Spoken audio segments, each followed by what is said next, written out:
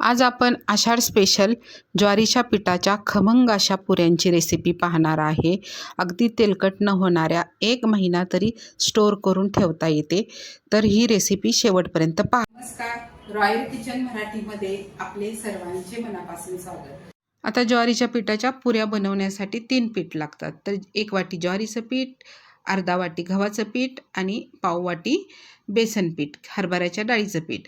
आता एक मसाला बनवायचा आहे। एक मिक्सरचं छोटं भांडं घेतले, त्यात 5 ते 4 हिरव्या मिरच्या घेतलेल्या आहेत। आता त्या बारीक करून घेतल्यात। आता तिखट तुमच्या आवडीनुसार घ्या।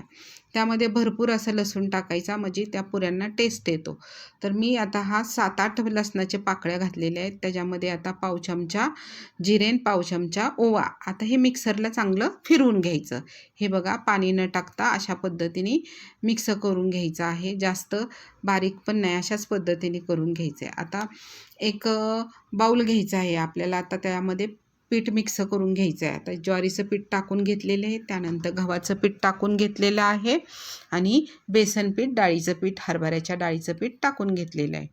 आता हे सर्व पीठ आहेत ना, हे सर्व मिक्स करायचे चमच्याने छानपैकी, म्हणजे एकजीव असं करून घ्यायचं आहे। आता त्यामध्ये आपण जो मिक्सरला मसाला फिरवलेला आहे तो त्यामध्ये टाकून घ्यायचा, चांगला चमच्यानेच टाकून घ्यायचा।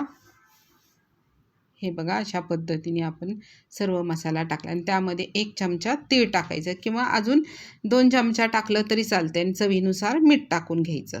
आता त्यामध्ये मसाले कोरडे जातील बघा। पाव चमचा हळद जाणार। आता अर्धा चमचा मी धने पावडर टाकली आणि पाव चमचा तिखट, कारण आपण हिरव्या मिरच्या पण टाकलेल्या आहेत। त्यानंतर भरपूर अशी कोथिंबीर बारीक चिरून टाकायची आहे, 1 वाटी टाकलेली आहे, आणि थोडीशी कस्तुरी मेथी अर्धा चमचा टाकून घेतलेली, आणि हे सर्व मिश्रण चांगलं मिक्स करून घ्यायचं आहे चमच्याने पहिल्यांदा।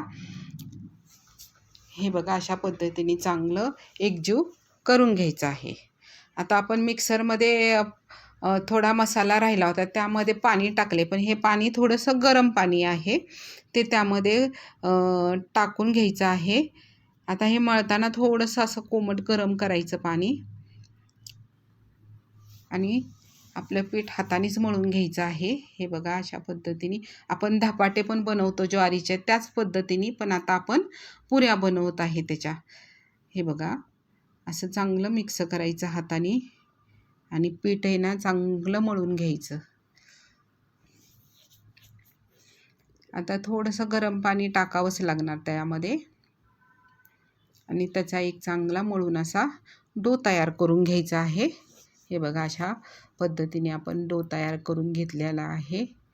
थोडंसं अजून पाणी घेऊन त्याच्यावर घ्यायचं, जास्त पाणी पण नाही टाकायचं, नाही तर पीठ काय होईल, पातळ होऊन बसेल। झालं तर थोडंसं ज्वारीचं पीठ टाकायचं त्यामध्ये। हे बघा, अशा पद्धतीने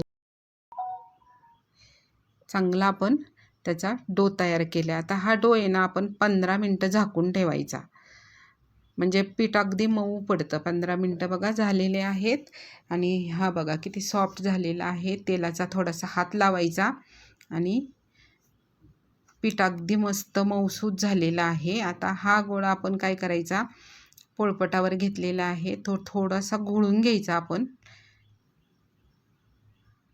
हे बघा, अशा पद्धतीने, आणि आता त्याच्यामध्ये थोडे छोटे छोटे गोळे काढून घ्यायचे।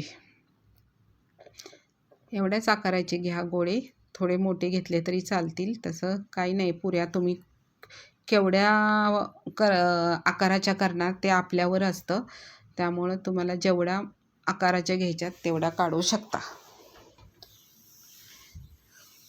हे बघा, आपले सर्व गोळे तयार करून घेतलेले आहेत, एका बाउलमध्ये टाकलेले आहेत।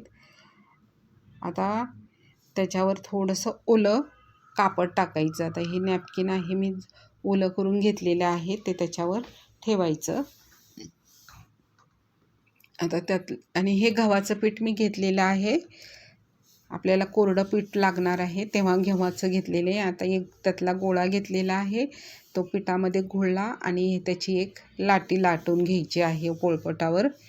लाटण्याने हे बघा एकसारखा लाटून घेत आहे, अगदी मस्त अशी आपली पुरी लाटली जाते। हे बघा एवढा. आता त्याचा आकार बघा किती ठेवायचा आहे तो. आता मी काय करणार आहे, हे बघा एवढ्या जरी पुऱ्या केल्या तरी चालतायत बरं का. आणि त्याच्यावर मी आता टोपण असतं ना आपल्या डब्याचं ते प्रेस करून करते, म्हणजे सर्व पुरी आपली कशी एकसारखी दिसेल ह्यासाठी मी तशी करते. नाहीतर अशाही तळल्या तरी चालू शकतात. हे बघा आता अशा पद्धतीने आता दुसरी पण दाखवते तुम्हाला. गोळा घेऊन लाटून घ्यायचा आहे. इझी लाटली जाते बरं का.